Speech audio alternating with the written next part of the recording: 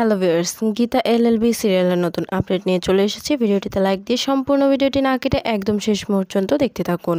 গীতা রওনা দিলে গীতার গাড়ির সামনে কিরণকান্তি মুখার্জি আর ভোজনের ঠিক করা গুন্ডা আর ময়না এসে গীতার গাড়িতে হোঁচট খায়। এরপর ময়না অভিনয় করে গীতাকে জড়িয়ে ধরে কান্না করে আর বলে, আমাকে বাঁচাও দিদি। এরপর গীতা গুন্ডাগুলোকে অনেক মারে। এরপর ময়না ভজনকে কল করে আর বলে, তোমার টোটকা ওই গুন্ডাগুলো কিছুই করতে পারেনি, এবার যা করার আমাকেই করতে হবে।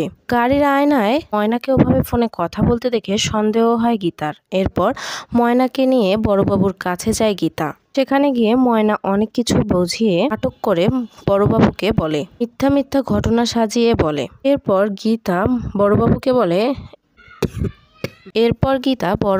বলে আমি ময়নাকে কয়েকদিন আমার বাড়িতেই বরং নিয়ে গিয়ে রাখি। এরপর ময়না বাইরে গেলে বড়বাবুকে গীতা বলে, যে প্ল্যানটা করেছে সে বড্ড কাঁচা প্ল্যান করে ফেলেছে। পদ্মর যেভাবে আমার গাড়িতে এসে পড়েছিল ঠিক সেভাবেই এসে আমার স্কুটিতে পড়ে যাওয়া আর সেম ঘটনা ঘটানো, এই সব কিছুই বড্ড সোজা হয়ে গেল।